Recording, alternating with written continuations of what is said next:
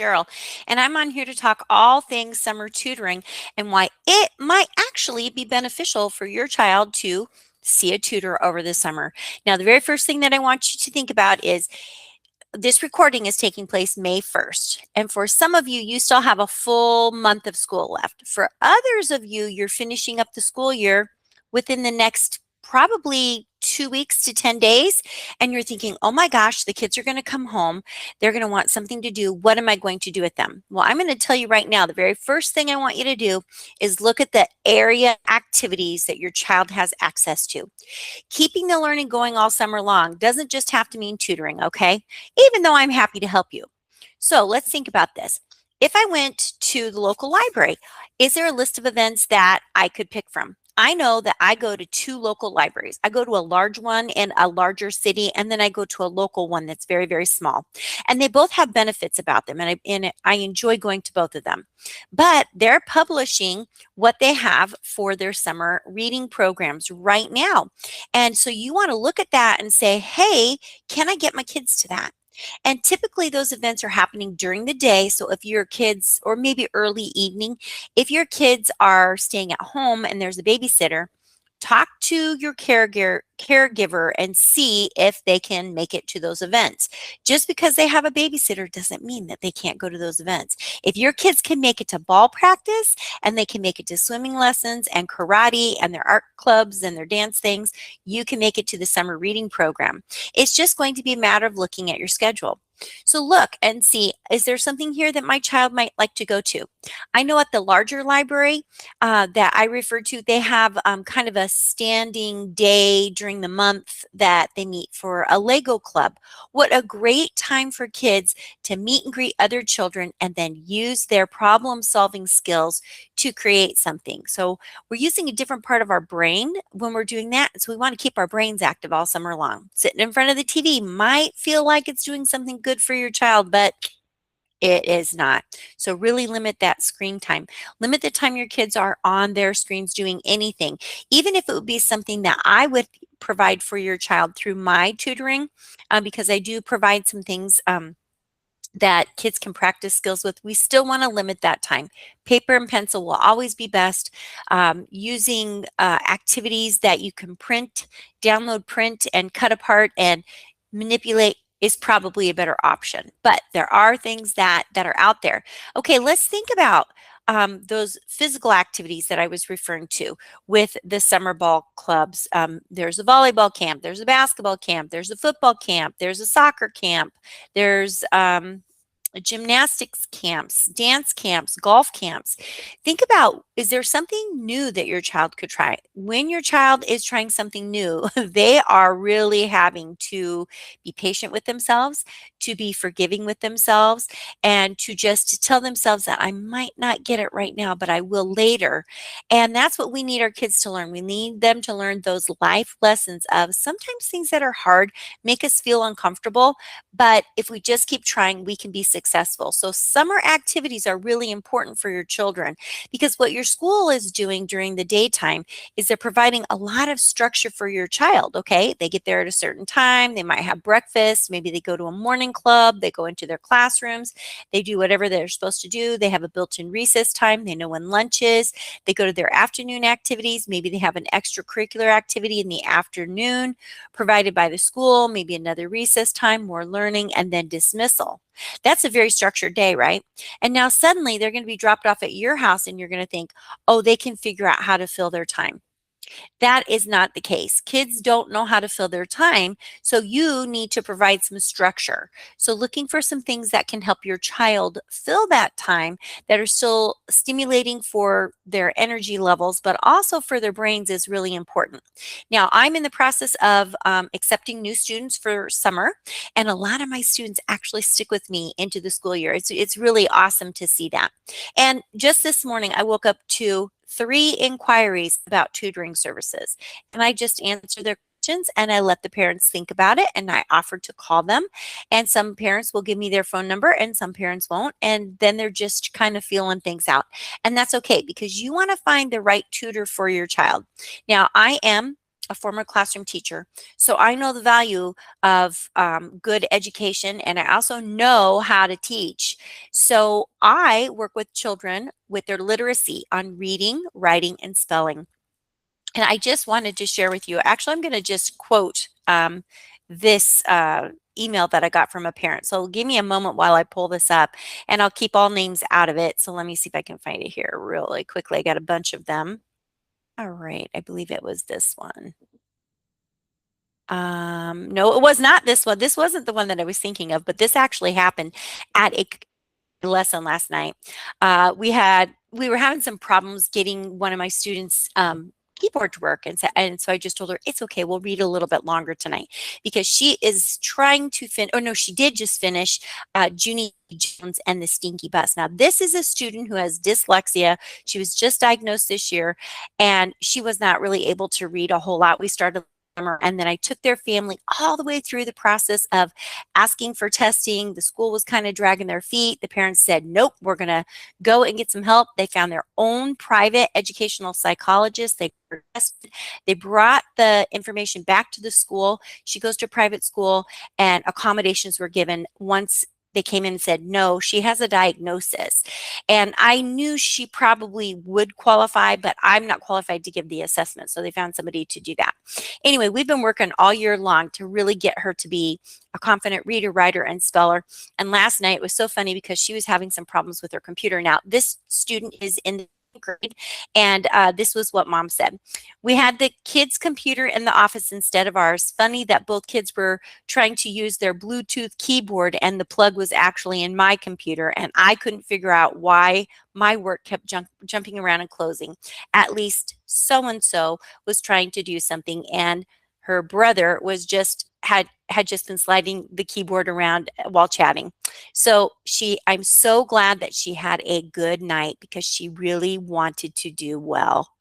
Okay, so this is a student who was very hesitant about wanting to work with me last summer. She just would avoid it at all costs. And now, you know what she asked me last night? She said, Sheryl, good to see you this summer. And I said, absolutely. If mom and dad want you to have lessons with me, we will continue over this summer. We will work out a plan that works for you. And she goes, oh, goody, because I really want to keep learning. My reading is getting so much better. Okay, this is from another parent. I also got this message yesterday. Hey there, I just wanted to tell you that so-and-so, their teacher, told me that he is doing amazing with reading. They did a reading test at the start of the year, and he only was able to get 3 words and only 3% on his assessment. At Christmas, he was able to read 13 words, and he got a 38%. Now, I just want you to know that I've only worked with this student for about a month or so. So 4 lessons. We're 4 lessons in. So they just did another assessment, and he was able to read 30 words and he scored a 79% on whatever the assessment was. And she also said that he's zooming through books with his reading teacher, and I'm so incredibly proud of him. You have the magic touch. Thank you so much for working with my boy. We really appreciate it. So it's little things like that that I'm like, oh yeah, I got to remind people that I'm available for summer and that I can help you. So again, I'm available. You just got to let me know. And it is a little rocky at first. I will not ever tell a parent that it's super easy to tutor or to be tutored, because there is some resistance. Another example of something that just is happening, I'm working with a student in Canada, and he was really resistant at his first lesson, but this time he showed up to share. He was especially proud of something that he built. He built this huge thing. It was like a robot on wheels, and he was describing to me how he built it, and it had lights on it, and it worked. And I was like, wow. And he's a homeschool student. He's like super excited to share his work with me. And then he had a piece of art that he wanted to bring in. And I said, yes, as soon as we get done with this part, you can share your artwork with me. So it's those little things, those connections that I think are so valuable for, of course me, but of course the kids, and knowing that we connect, and it's more than just showing up and learning how to read.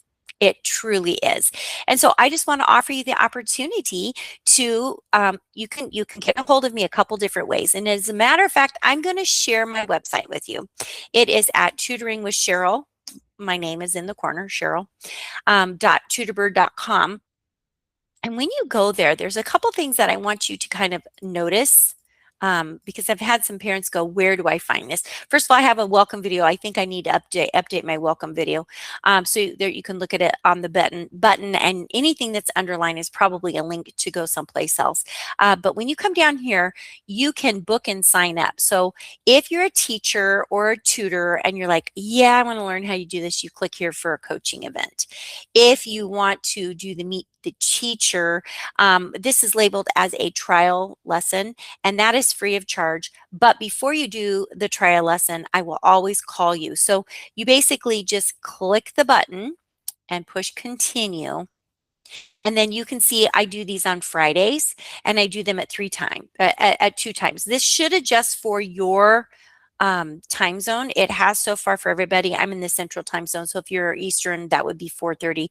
If you're Mountain, it would be 2:30. If you're Pacific, it would be 1:30 in the afternoon. So that might not work for you. So if those times don't work for you, then I'm just going to come down here and tell you, let's go a little lower, that you can use my contact page. And that's still the trial lesson. It's a little further down the page. It's right here. And so you can just contact me and I will be in touch with you. If you do not leave me a cell phone and you only leave me your email, that's okay. I will still send you an email, but it is me on the other end and I am the person who is responding to you. Now, we're still talking about summer support, right? One of the things that I wanted to share with you was my resources page, because maybe you don't want to have a summer tutor, but you're looking for some supports. I have some supports on here. On this particular website, I just have a a drag and drop situation where they only allow me to do certain blocks, and so it is a little bit clunky, but I've got a checklist for signs that your child might have dyslexia. If you are having homework struggles, even though it's the end of the year, you can still look at some things that you can do for strategies that work. If your child doesn't like to read, what can you do? And then if you see something like this, let's see here. Hopefully I don't even think I've got I didn't put the link in there. See, this is so good that I saw this. Stress Busters. I'll go back and add. Oh, here it is. I just have it in the wrong spot. It should be up one. Stress Busters for elementary. Goal setting is a video resource. Assistive technology for students with speech language processing disorders or dyslexia. Is your child disinterested and doesn't want to do anything? Here's a list of fun things to do with friends. Some information on time management at school. And then if you are a tutor and you're like, oh, I can't find the San Diego Quick, I've got it right here. You can come in and get your word list there. And then younger kids can practice their alphabet identification. They can do a matching game. They can do some sight words. And then I just developed a few games to go with a couple of the early You Fly stories. And I've got a link to Fry Sight Words off of my Teacher Pay Teachers. And then you can sign up for my free educational newsletter for parents. So I really want to encourage you that whatever you're doing today, I want you to just stop, say, we're going to sit down and we're going to think about summertime and how are we going to keep our kids actively involved. So, I would love to say staying at home and going to Walmart is being actively involved, but even think about things like growing a garden or a container garden or a fairy garden where you just do something really little and grow little succulents or something like that. Having them be responsible for more chores at your house. Clearly don't have them do everything. They are children, but they can help. Keeping their rooms picked up, finding time to read, and make a little bit of a schedule. There is a course on my website that I did not show you under courses for homeschool families. If you're just trying to get a better grasp on what is happening next fall and what will our school year look like, and we're looking at this curriculum, but there's so much. What do I do with all that? I really break it down into how do you set your schedule up and how do you get rid of the noise when you're trying to go through a curriculum, and just how to really zero in on what you want your child to learn to do. So get registered today for your summer sessions, either with me or with somebody else, and keep the kids actively involved this summer. And leave me a message. Say, my kids got signed up for this. Thanks for encouraging me to do that. Let me know where you're watching from. And if this has been helpful, please be sure to like and subscribe and share it with a friend. All right, so that's all I've got for you guys today. You guys go out and make it a great day and keep the learning going.